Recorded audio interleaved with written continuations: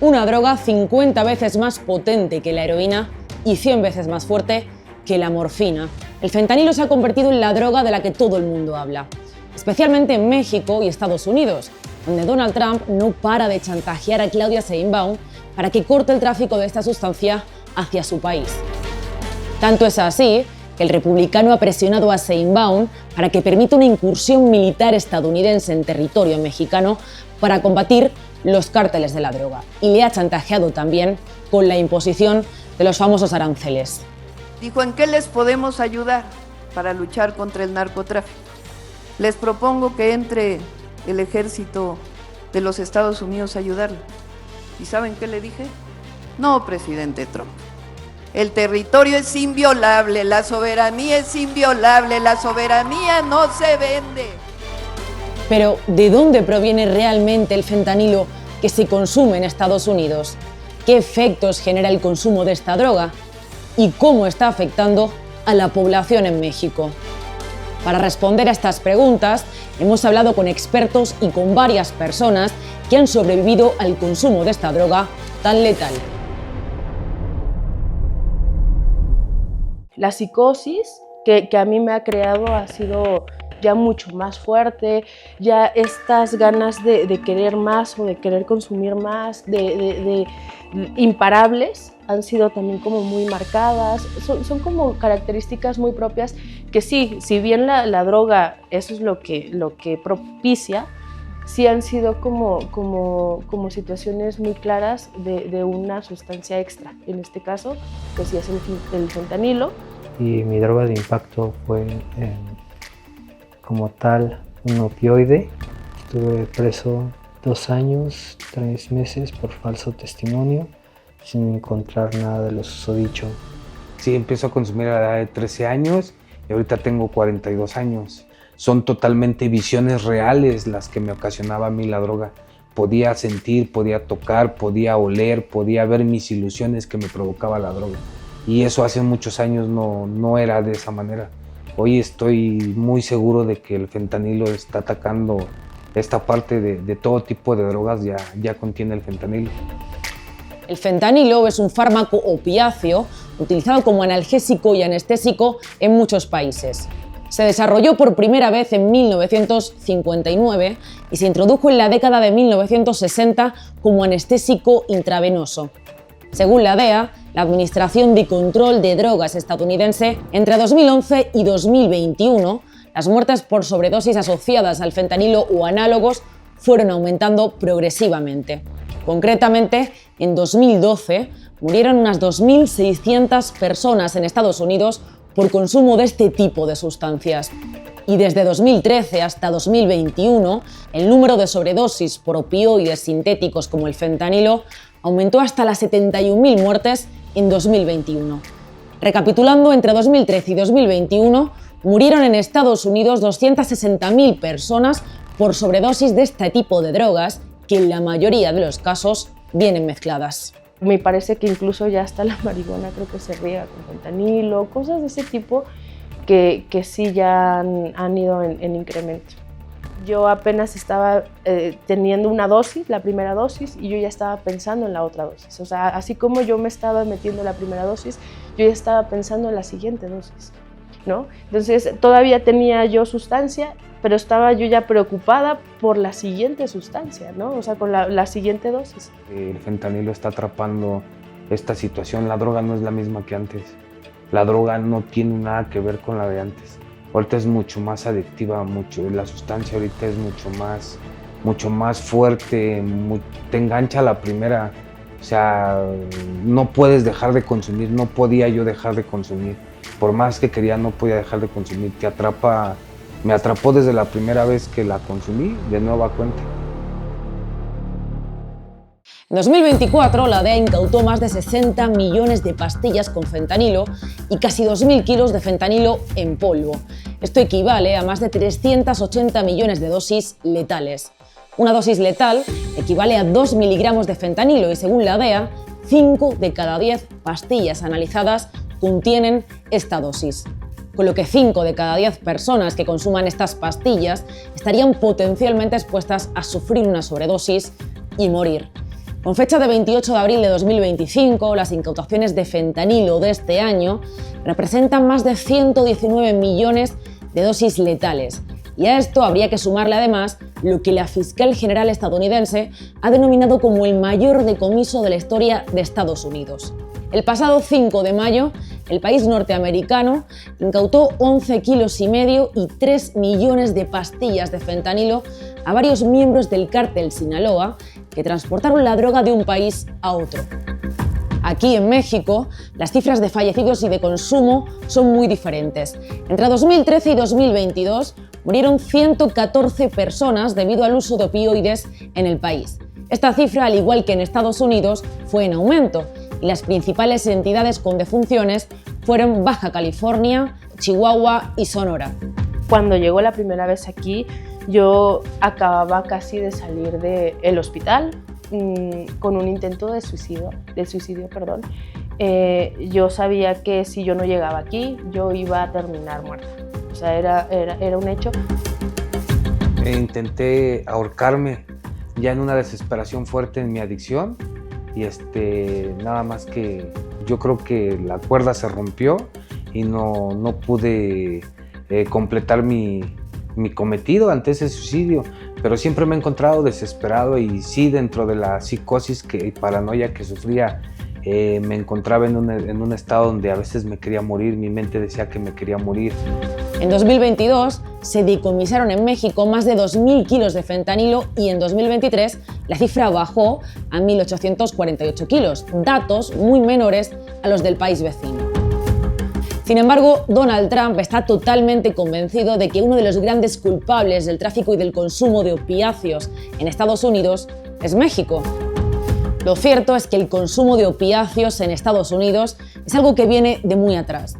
En los años 90, las farmacéuticas, especialmente Purdue Pharma con su medicamento Oxycontin, promovieron de forma descontrolada el uso de analgésicos opioides, asegurando falsamente que no generaban adicción. De hecho, en octubre de 2020, esta empresa se declaró culpable de 3 delitos graves por haber engañado a médicos, pacientes y reguladores al afirmar falsamente que Oxycontin era menos adictivo que otros opioides y asumió pagar una multa de 8.300 millones de dólares. Esta ola inicial de dependencia sentó las bases para la transición hacia otras drogas más potentes y peligrosas, como la heroína y más recientemente el fentanilo. Pero, ¿qué es lo que de verdad siente una persona cuando toma esta droga y por qué es tan adictiva? Fíjate que yo veía personas, llegué a ver monstruos en mi azotea, llegué a ver monstruos encima de mí que me querían hacer daño, pero yo los veía, para mí eran reales. Llegó el momento en que llegué a ver una niña muerta en mis brazos e inclusive la llevé hasta un sanatorio. En esa alucinación yo me salí de la calle del lugar donde estaba, salí a la calle y llevaba yo una niña en los brazos. Esa era mi alucinación, que iba muerta la niña y yo quería llevarla rumbo a un hospital. Terminé dentro de un hospital diciéndole a los doctores que les traía una niña y los doctores terminaron llevándome a un cuarto donde me dieron medicamento porque sabían que yo iba drogado. Inclusive en hoteles donde me encerraba a fumar veía yo demonios, veía monstruos, escuchaba que me tocaban la puerta, llegaba inclusive hasta desvestirme porque sentía que en mi cuerpo había animales, había muchísimo escozor, muchísimo miedo, eso es lo que me daba muchísimo miedo. Me quedaba congelado en parte de las habitaciones del hotel por horas, congelado sin poderme mover, me quedaba en un solo lado estático, sin poder hacer absolutamente nada, mi cuerpo no reaccionaba, me quedaba como zombie, como dirían, duraba mucho tiempo sin dormir. Esteban apenas llevaba 20 días internado cuando hablamos con él y es un ejemplo de los estragos que pueden generar el consumo de opiáceos a largo plazo. El nivel de apetito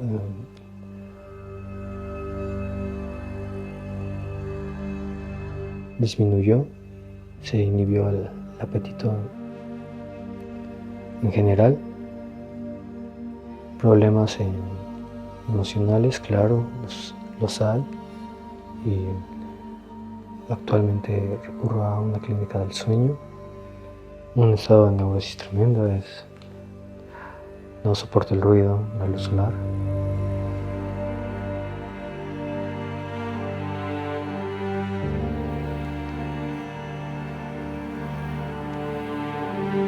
Colérico en potencia.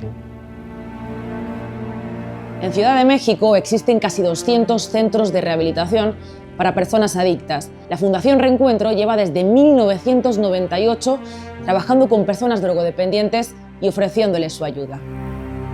La primera persona que yo detecté y que me dijo que consumía fentanilo, yo creo que tiene 5 años. Era una chica, una muchachita muy guapa y venía a sus juntas, estaba muy bien. De repente se fue, regresó como a los 6 meses y ya no estaba en sí. Ella ya estaba hablando incoherencias. Yo pensé que estaba bajo los efectos. Se queda aquí como 6 meses asistida, pero ya nunca más volvió a ser ella. Ella siempre hablaba de cosas raras. Entonces, cuando le dijimos que le íbamos a llevar al psiquiátrico, ella no aceptó y se volvió a ir. El estigma al que se someten las personas en situación de drogodependencia y adictas al alcohol en México y en todo el mundo es tremendo.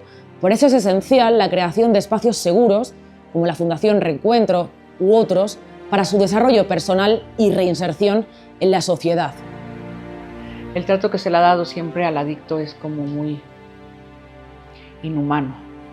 Y esta ya es la tercera vez que ingreso a esta fundación. Para mí es una fundación que me ha brindado muchísimo, pese a que he reincidido en la tercera ocasión que es esta, me ha brindado mucho. Entonces, esta pues no solamente es una fundación, para mí es mi casa. El verdadero problema al que se someten las personas adictas es que en muchas ocasiones están consumiendo fentanilo de manera inconsciente. Y eso es precisamente de lo que nos hablaban Angélica y Alan. Ellos eran adictos al cristal, al crack o a las metanfetaminas y han notado cómo en los últimos años su adicción y los síntomas se han visto exacerbados por la aparición de esta nueva sustancia. La piedra te crea un sentido de paranoia muy fuerte. Socialmente no te permite desenvolverte de manera adecuada. Entonces me empieza a aislar, incluso de mi familia, ya era una situación muy insostenible. Yo ya no podía salir a la calle sin sentirme observada, sin sentirme, vulnerable a ciertas cosas. Muy feo, yo llegué al grado de perderlo todo, ¿no? De perder casa, perder familia, perder a mamá, perder a papá, inclusive que mamá llegara a decirme que yo para ella estaba muerto, ¿no? Por tanto consumo, lo perdí todo. Durante los procesos de rehabilitación es clave entender el porqué de una adicción y la situación personal en la que se encuentra cada persona. Toda la enfermedad que cada uno representa, pues se le da atención. De repente el síndrome de abstinencia pues es duro, pero también con la guía del doctor pues se les ayuda a superarlo para que no les sea tan difícil. Aquí llegué dopado, ¿no? Llegué mal, llegué con la sustancia dentro de mi cuerpo. Aún todavía llegué con estas alucinaciones que te comento y aquí me ayudaron a controlar todo ese tipo de aspecto. Aquí me ayudaron a dormir, aquí me ayudaron a tener esto. Y yo, conforme va pasando el tiempo y yo he bajado de no consumir y todo eso, se me ha regresado la alegría a mi cuerpo, se me ha regresado el alma, se me ha regresado el espíritu, se me ha regresado la vida por completo para poderla vivir de una manera correcta. Pero volviendo al fentanilo, se ha convertido en una completa amenaza en términos de salud pública. Que yo creo que es como una pandemia, ¿no? También se están muriendo y se caen, o sea, ya no piensan, de verdad no es un juego, la gente que sale y que están como así y que ya no piensan y que están como robots y que se les caen los dientes y que se les cae el pelo. ¿Qué más necesita el gobierno para hacer algo? ¿Qué más necesita el gobierno para parar esto? Su consumo es el reflejo de la desigualdad, de los fallos estructurales en los sistemas sanitarios y del abuso de las farmacéuticas. El rostro de la adicción no tiene una única forma. Es el joven que cayó por curiosidad y falta de información, es la madre que no encuentra salida o es el trabajador que busca evadirse del día a día. Por eso, más allá de discursos políticos o estrategias de seguridad, la solución también pasa por reconocer la humanidad de quienes consumen y en ofrecerles oportunidades de vida. Que consuman alegrías, que consuman amor, que consuman paz, tranquilidad. Eso es lo que se debe de consumir en esta vida. La vida se debe de volver de una manera plena y feliz. Darles voz, escucharlos y atender sus necesidades es el primer paso para frenar una epidemia que puede parecer invisible hasta que ya es demasiado tarde.